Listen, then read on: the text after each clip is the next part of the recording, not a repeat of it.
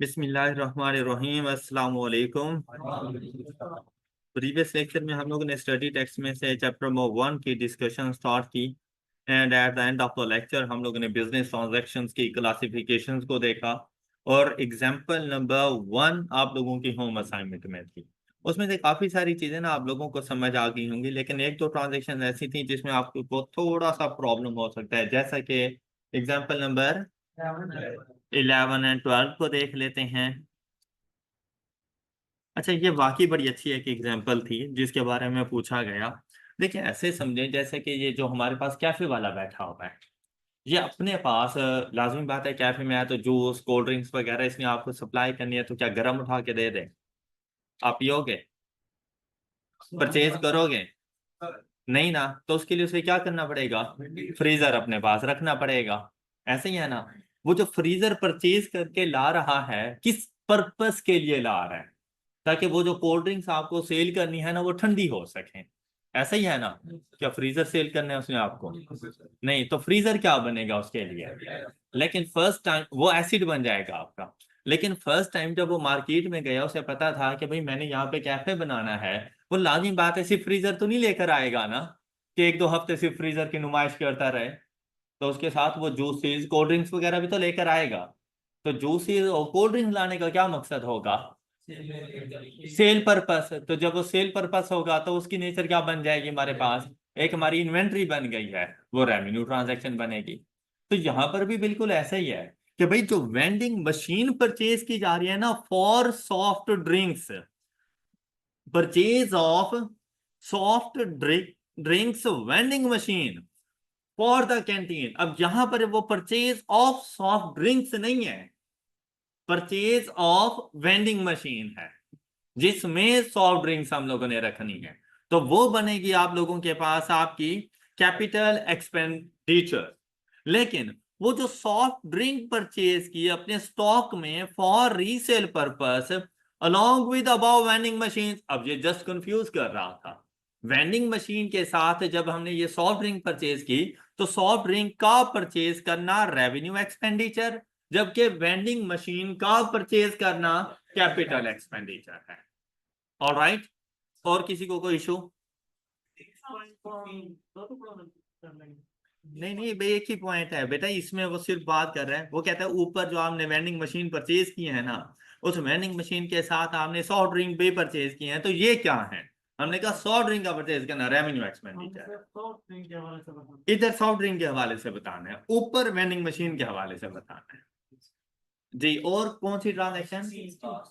Last one. अच्छा, क्या 13 की भी आवाज आई थी? 13 एनुअल मोड। भाई जैसे ही आया ना एनुअल, तो मतलब पीरियोडिक, और पीरियोडिक हमेशा रेवेन्यू नेचर है। ऑलराइट। एनुअल मतलब फिर भी तो 12 महीने ही है ना, मोर देन 12 मंथ्स तो नहीं है ना, शॉर्ट टाइम ड्यूरेशन है, रेवेन्यू एक्सपेंडिचर बन जाएगा। और आपके पीरियोडिक एक्सपेंसेस जितने भी होते हैं, पीरियोडिक मतलब पर पीरियड एक्सपेंसेस, उसमें आपकी इंश्योरेंस शामिल हो सकती है, आपके रेंट शामिल हो सकते हैं, यूटिलिटी बिल शामिल हो सकती हैं, वो सारे के सारे आपके रेवेन्यू एक्सपेंडिचर बनेंगे। नेक्स्ट, कहते small but expensive alteration to a manufacturing machine which increases the output of that machine by। अच्छा, अब देखें भाई, अगर हम लोग अपने किसी नॉन करंट एसिड के ऊपर एक्सपेंडिचर्स करते हैं, सब्सीक्वेंट एक्सपेंडिचर मतलब एक मतलब परचेज कर लिया लेकिन बाद में उसके कोई एक्सपेंस करते हैं, तो हमें देखना पड़ता है कि वो रेवेन्यू नेचर में है या कैपिटल नेचर में है। उसका डिसीजन कैसे होता है? हमने देखना है कि इस एक्सपेंडिचर के अगेंस्ट क्या हमारे नॉन करंट एसिड में किसी किस्म का कोई चेंज आया। चेंज किस तरह से? इंप्रूवमेंट्स आना, मतलब उसकी प्रोडक्शन कैपेसिटी का इंक्रीज कर जाना या उसकी लाइफ का इंक्रीज कर जाना। अगर इस किस्म का कोई चेंज आए ना इस एक्सपेंडिचर की वजह से, तो फिर तो बनता है कैपिटल एक्सपेंडिचर। लेकिन हमने कोई एक्सपेंस किया और उससे हमारे एसिड्स की ना तो एफिशिएंसी इंक्रीज हुई ना उसकी लाइफ इंक्रीज हुई, तो फिर वो रेवेन्यू एक्सपेंडिचर। अब इसके एक एग्जांपल दें, क्या हम लोगों ने एक गाड़ी परचेज की, गाड़ी का परचेज करना कौन सी ट्रांजैक्शन है? कैपिटल एक्सपेंडिचर है, शाबाश। लेकिन उस गाड़ी की रिपेयर एंड मेंटेनेंस करवाना कौन सी ट्रांजैक्शन है? रेवेन्यू एक्सपेंडिचर है। क्यों? क्योंकि उससे गाड़ी की एफिशिएंसी में कोई इंक्रीज नहीं होता, मेंटेन होती है वो चीज। ऑलराइट, लेकिन यहां पर क्या हुआ कि यहां पर हमने एक एक्सपेंस किया, small but expensive alteration to a manufacturing machine, मतलब नॉन करंट एसिड की में कोई एक्सपेंस किया गया, लेकिन इस एक्सपेंस की वजह से उसकी प्रोडक्शन कैपेसिटी में 15% का इंक्रीज आ गया। मतलब जहां पर पहले वो 100 यूनिट बना रही थी, अब उसने 115 यूनिट बना के देने हैं, तो क्या एफिशिएंसी इंक्रीज हो नहीं गई? आप इसको कैपिटलाइज करो। लेकिन अगर ये एफिशिएंसी में इंक्रीज ना करता तो फिर ये रेवेन्यू एक्सपेंडिचर हो जाता। क्लियर? मजीद पढ़ेंगे चैप्टर नंबर 6 के अंदर। और कोई बात? क्लियर? नेक्स्ट चलें। नेक्स्ट हमने डिस्कशन करनी है फाइनेंशियल स्टेटमेंट।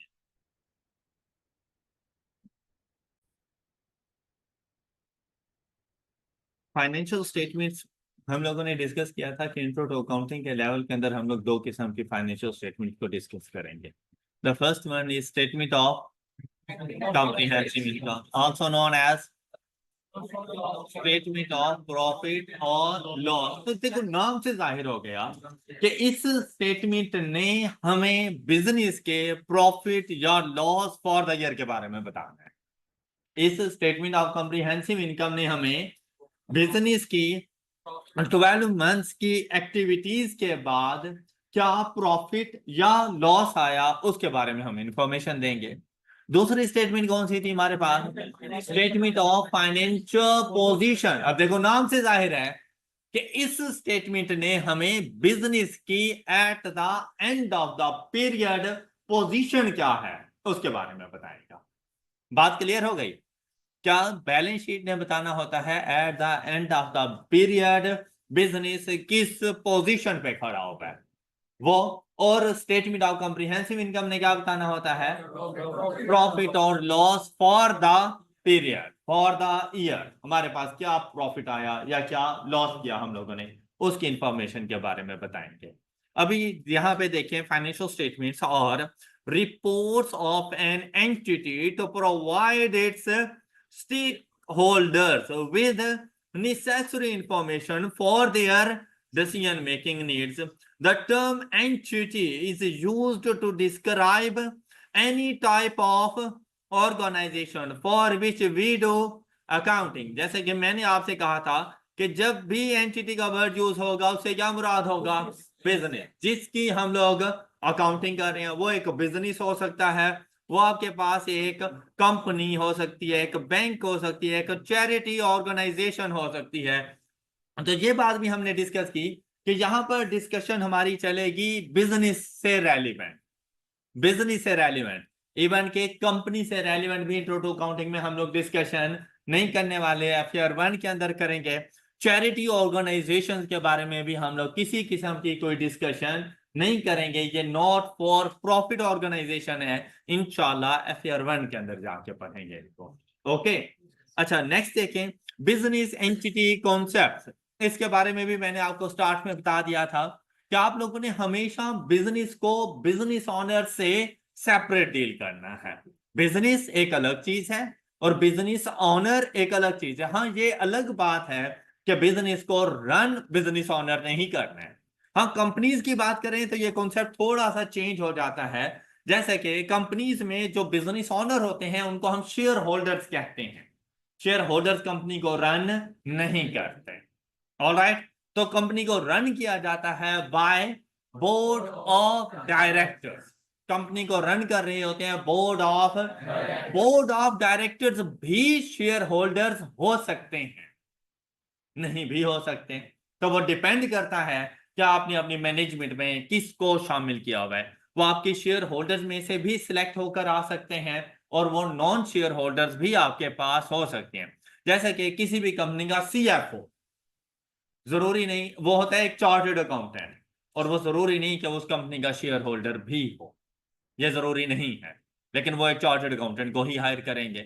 अब उनके शेयर होल्डर में अगर कोई चार्टर्ड अकाउंटेंट नहीं है तो लाजमी बात है उन्होंने बाहर से हायरिंग करनी है, उसको बोर्ड ऑफ डायरेक्टर का पार्ट वो बनाएंगे। तो कंपनी रन होती है बाय बोर्ड ऑफ डायरेक्टर्स। जबकि वैसे अगर बिजनेस देखा जाए, सोल प्रोप्राइटर को देखा जाए तो वो बिजनेस ओनर खुद ही रन कर रहा होता है। तो कंपनी के केस में तो सेपरेट एंटिटी कॉन्सेप्ट बिल्कुल अलग अलग हम कर सकते हैं, क्योंकि कंपनी को आर्टिफिशियल जुडिशियल पर्सन कहा गया था। क्या आपने इसको बिल्कुल सेपरेट एक पर्सन के तौर पे डील करना है। लेकिन अगर हम बात करें ना पार्टनरशिप की और सोल ट्रेडर की, तो उसमें बिजनेस और बिजनेस ऑनर एक दूसरे के साथ मिले हुए होते हैं, सेपरेट करना मुश्किल होता है, लेकिन उसके बावजूद हमने इनको अलग से डील करना है। ऑलराइट, ये बात समझ आ गई आप लोगों को। देखें, financial reports are constructed as if the business entity is separate from its owner. In other words, the business entity and its owners are differentiated. This concept has legal substance. अगर ये भी आपके पास एक MCQ बन जाता है कि separate entity concept की लीगल सब्सटेंस कौन से केस में आपको नजर आएगी, तो कौन से केस में नजर आएगी हमें, कंपनीज के केस में नजर आती है। A company by law is a legal person separate from its owners, और इसके ऑनर्स को क्या कहते हैं हम लोग, share holder. However the concept is also applied to and in accounting. ये कॉन्सेप्ट समझ आ गया आप लोगों को। अब ये आपके पास एग्जांपल नंबर 2 है। इसमें हम लोगों ने बताना है discuss whether you would consider the following events as, हमने बतानी है कि ये बिजनेस ट्रांजैक्शंस हैं या बिजनेस ट्रांजैक्शंस नहीं है। जैसे कि अगर मैं आपसे ये कहूं कि भाई बिजनेस का यूटिलिटी बिल आया और बिजनेस ने पे कर दिया, क्या बिजनेस ट्रांजैक्शन है? बिजनेस ओनर के घर का यूटिलिटी बिल आया और उसने अपने फंड से पे कर दिया, ये आपके पास बिजनेस ट्रांजैक्शन नहीं है, क्योंकि हमने बिजनेस ओनर को डील नहीं करना। बिजनेस ओनर के घर का बिल आया लेकिन बिजनेस ने पे किया, अब ये ट्रांजैक्शन है। बिजनेस का इलेक्ट्रिसिटी बिल आया जो बिजनेस ओनर ने अपने पैसों से पे कर दिया, अब ये भी बिजनेस ट्रांजैक्शन है, क्योंकि एक्सपेंस तो बिजनेस का ही है ना। ये अलग बात है कि पे बिजनेस ऑनर ने किया है, तो हम बिजनेस ऑनर से क्या कहें कि चलो छोड़ो रहने दो, तुमने पे कर दिया तो इट्स ओके, कैपिटल इंट्रोड्यूस होगा वो। ऑलराइट, बात समझ आ गई। चलें अब हम लोग one by one in transactions के साथ डील करते हैं। एग्जांपल नंबर, ये फर्स्ट ट्रांजैक्शन पढ़ें और इसके बारे में सोचें कि ये बिजनेस ट्रांजैक्शन है या नहीं है तो कौन सा पोर्शन, नहीं है तो कौन सा पोर्शन नहीं है। जरा इसको रीड करें। And the first transaction is a businessman purchased a vehicle for his, अच्छा यहां तक की अगर बात करें ना, यहां तक की मतलब आगे सपोज करें कुछ भी नहीं था, तो ये किसी किस्म की कोई बिजनेस ट्रांजैक्शन नहीं है। भाई बिजनेस ओनर ने अपने प्राइवेट यूज के लिए गाड़ी परचेज कर दी, उसको मुबारक हो, बिजनेस का कुछ भी नहीं जाता। ऑल राइट है। फिर देखो, बाय ड्रॉइंग कैश फ्रॉम, बस अब बिजनेस को तकलीफ हुई है कि भाई तुमने मुझसे पैसे लेकर अपनी गाड़ी ले ली है, तो बिजनेस ट्रांजैक्शन बन जाती है। ऑलराइट है, लेकिन हम लोग गाड़ी की रिकॉर्डिंग नहीं करेंगे। हमें इस बात सुनिएगा, हमें इस बात से कोई गर्ज नहीं होती। अब मुझे ये बात बताएं कि बिजनेस ओनर ने हमसे हमसे मतलब बिजनेस से कैश लिया या गाड़ी ली है, हमने कैश की रिकॉर्डिंग करनी है। और जब बिजनेस ओनर अपने प्राइवेट पर्पस के लिए लेके जा रहे हैं तो क्या रिकॉर्डिंग करेंगे, ड्राइंग्स, हम गाड़ी की रिकॉर्डिंग नहीं करेंगे। हमें इस बात से कोई गर्ज नहीं होती कि जो बिजनेस ओनर जो हम लोगों से पैसा लेके जा रहा है उसको खर्च कहाँ पे करता है, हमें इस बात से कोई गर्ज नहीं होती। अब चाहे वो गाड़ी ले, चाहे वो कहीं और उसको यूटिलाइज करे, हमें इस बात से कोई गर्ज नहीं है। हमसे कैश लेके गया और बिजनेस ओनर जब भी प्राइवेट पर्पस के लिए लेकर जाएगा तो हमेशा रिकॉर्ड करेंगे ड्राइंग्स। बात क्लियर हुई। फिर क्या कहते हैं, however he also uses it for coming to the office, उसकी बड़ी मेहरबानी के उसी गाड़ी पे ऑफिस में आ जाता है। अब यहां पे देखें वो कहते हैं कि परचेज ऑफ व्हीकल इज, तो मैंने आपसे यही बात तो कही है कि व्हीकल की रिकॉर्डिंग हम नहीं करेंगे। हाँ, जो उसने हमारे बिजनेस से पैसा उठाया है ना, वो ड्राइंग्स के तौर पे रिकॉर्ड होगा, वो बिजनेस ट्रांजैक्शन है। अब कहते हैं however the cash withdrawal is a business transaction. बात समझ आ गई आप लोगों को। चलो अब जरा सेकंड नंबर को पढ़ो।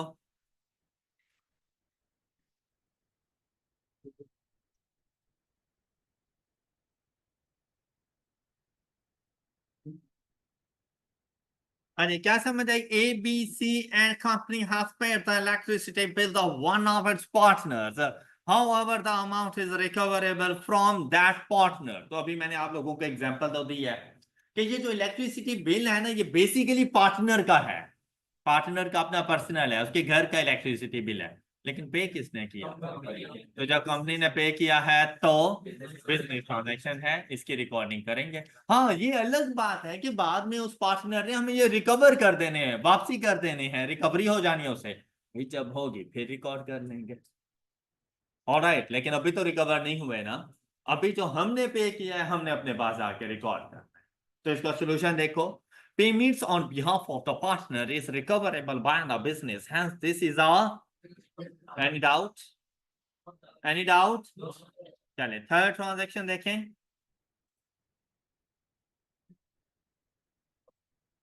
चले शाबाश, अच्छे से जरा सोच कर खुद से डिसाइड कीजिएगा।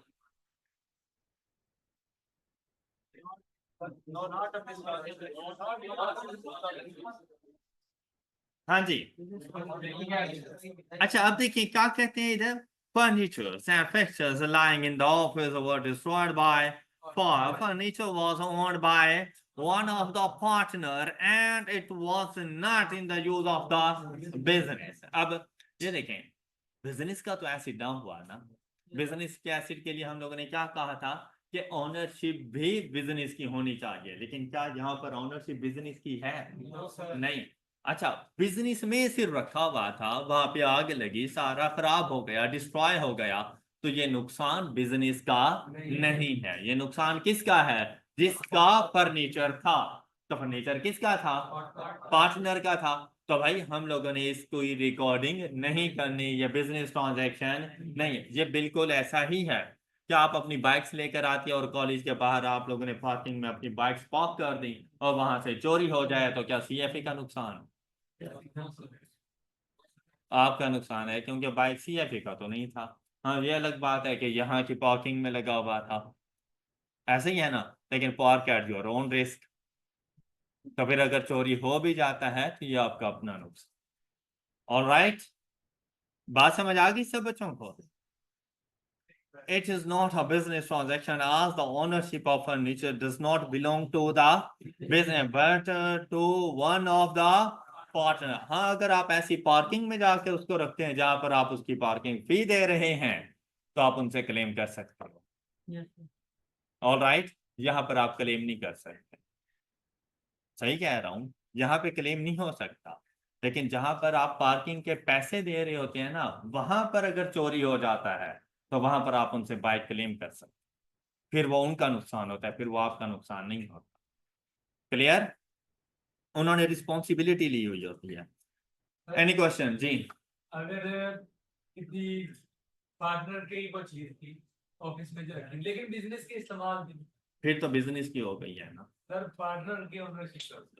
देखो, जो सोल ट्रेडरशिप होती है ना, उसमें भी जितनी चीजें होती हैं वहां पे सोल ट्रेडरशिप को अलग से हम लोगों ने बिजनेस वो लीगल पर्सन का टाइटल नहीं दिया हुआ, सोल ट्रेडर के नाम पे ही होती है, लेकिन होती बिजनेस।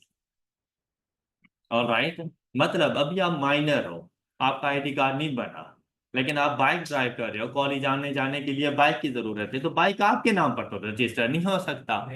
तो लाजमी बात है, बड़े भाई या अब्बू के नाम पे करवाओगे तो वो बाइक उनका नहीं है, बाइक आपका ही है। हाँ, ये अलग बात है, क्योंकि अब आपके नाम पे ट्रांसफर नहीं हो सकता था तो आपने उनका सहारा लिया है। तो सोल ट्रेडरशिप बिजनेस कुछ ऐसे ही होता है। राइट? राइट? यस सर, जो सेकंड ट्रांजैक्शन हमने किया है, ओके। जो कैश आउट होगा इसको ड्राइंग में रिपोर्ट करेंगे। ड्राइंग्स रिकॉर्ड करें। मैंने आपसे पहले भी कहा कि भाई हमें इस बात से कोई गर्ज नहीं है कि बिजनेस ओनर उस पैसे का क्या करता है।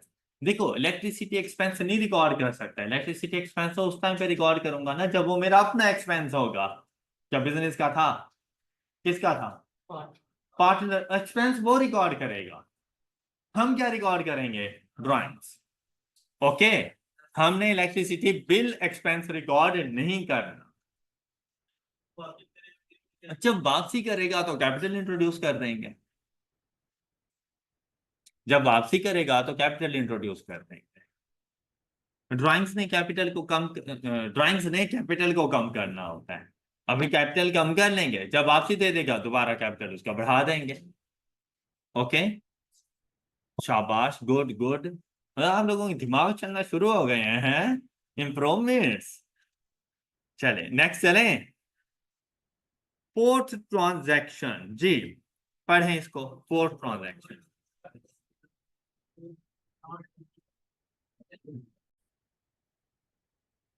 The proprietor provides a generator to the office. The generator presently not working and it would have to be repaired before it can be used. Previously, the generator was lying in the proprietor's house. तो मैंने आपको ये बात बताई हुई है कि जरूरी नहीं है कि आप कैपिटल हमेशा कैश की फॉर्म में ही इंट्रोड्यूस करो। प्रोप्राइटर के पास जनरेटर रखा हुआ था, उसने वो जनरेटर बिजनेस को दे दिया कि ये लो भैया आप इस्तेमाल करो ये जनरेटर। सपोज अगर ये प्रोप्राइटर ना देता जनरेटर तो बिजनेस को कहीं से परचेज करना पड़ता, अब उसको परचेज नहीं करना पड़ेगा। हाँ, ये अलग बात है कि उसने कहा कि भाई प्रोप्राइटर के पास ये फारिग रखा हुआ था, वर्केबल कंडीशन में नहीं था, अब अगर बिजनेस इसको यूज करेगा तो पहले उसके ऊपर रिपेयरिंग एक्सपेंस करवाएगा, उसके बाद यूज करेगा। भाई हमें इससे कोई गर्ज नहीं है कि प्रोप्राइटर उसको यूज कर रहा था या नहीं कर रहा था। हमने ये देखना है कि जब ये बिजनेस के पास आ रहा है, हम एक बार मार्केट वैल्यू उसकी एस्टिमेट करवाएंगे कि मार्केट में इस जनरेटर की क्या वर्थ है। जो मार्केट में उस टाइम पे वर्थ होगी उसके मुताबिक हम कैपिटल इंट्रोड्यूस करवा देंगे। All right, all right. हाँ, ये अलग बात है फिर बिजनेस ने उसके ऊपर एक्सपेंसेस भी करने हैं तो वो एक्सपेंसेस भी हम उसमें शामिल कर लेंगे। लेकिन अभी के लिए डिसाइड करना था कि बिजनेस ट्रांजैक्शन है या नहीं है, तो ये हमारी बिजनेस ट्रांजैक्शन बनेगी। क्या कहते हैं, it is a business transaction and it is required to be recorded as capital invested in business in the form of, any doubt, all clear? The fifth one is,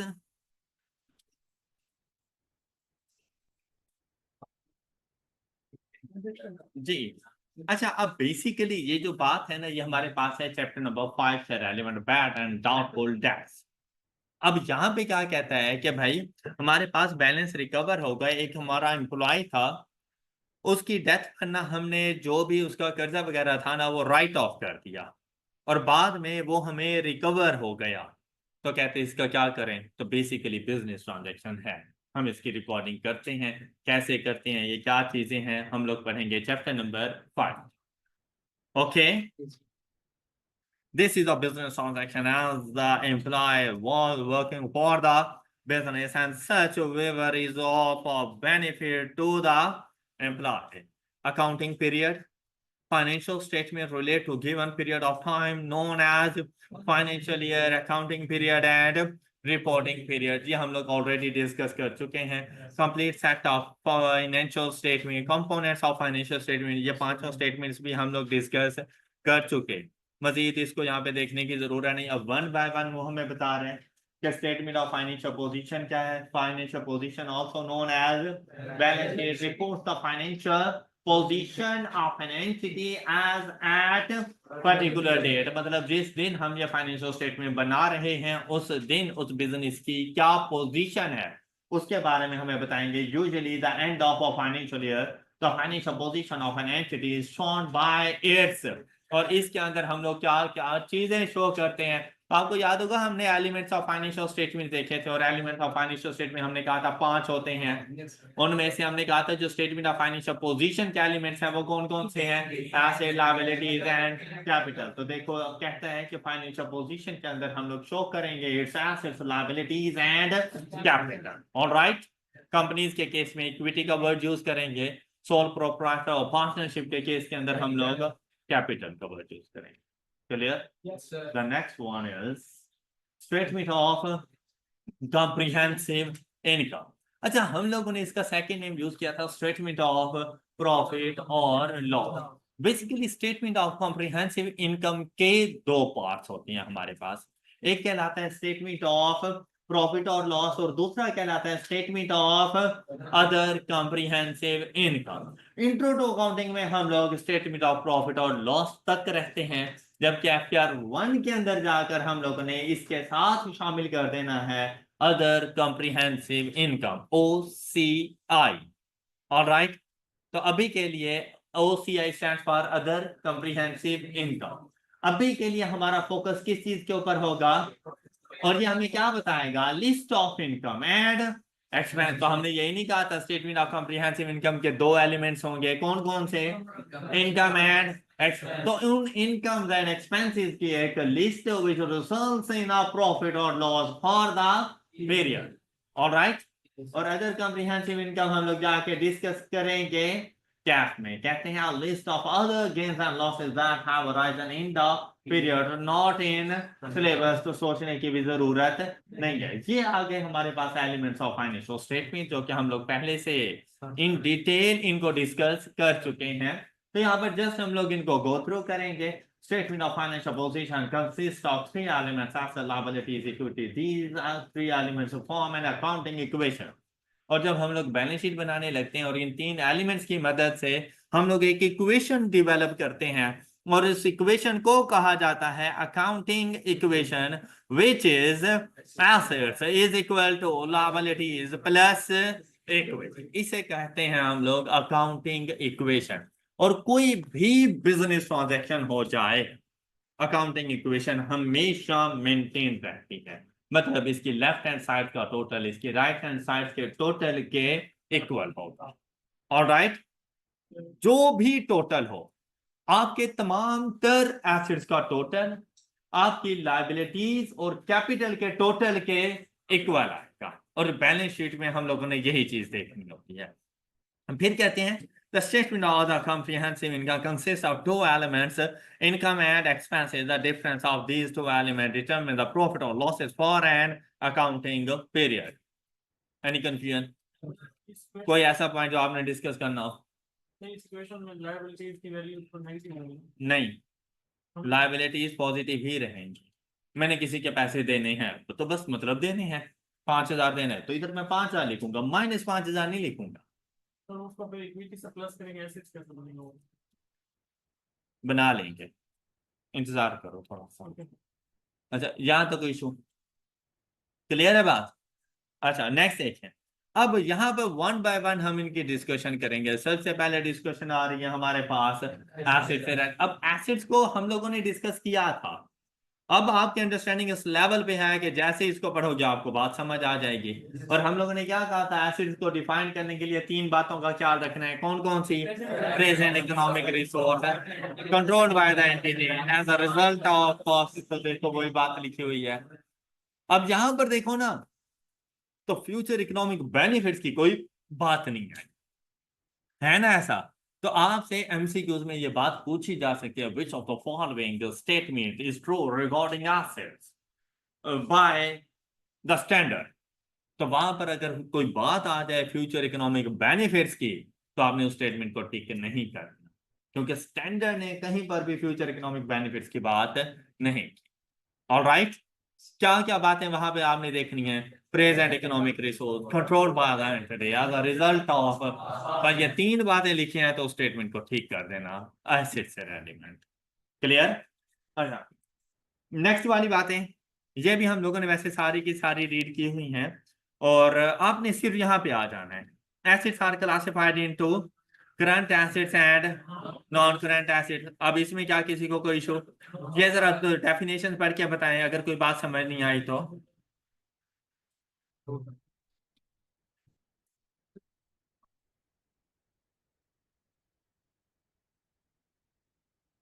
okay,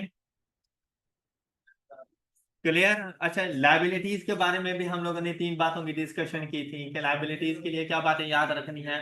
present obligation of the entity to transfer an economic resource as a result of cost event. Clear हो गई ये बात? अच्छा, यहाँ पर भी यहाँ पर 2 ही इसकी क्लासिफिकेशंस हैं, into current and non current. तो current within 12 months and non current more than 12 months। अब ये एग्जांपल नंबर 3 आपने खुद देख लेनी। अब आपके लिए ये एग्जांपल नंबर 3 मतलब बाएं हाथ की गेम है। अब ये आपके लिए कोई मुश्किल चीज है सच नहीं है कि आपने क्या करना है, ट्रांजैक्शंस को पढ़ना है और आपने जस्ट इतना आइडेंटिफाई करना है कि ये आपका एसेट है या आपकी लायबिलिटी है। तो राइट हैंड साइड को छुपा के पढ़ते जाइएगा और ऐसी लायबिलिटीज को आप लोगों ने सिलेक्ट करना है। ऑलराइट,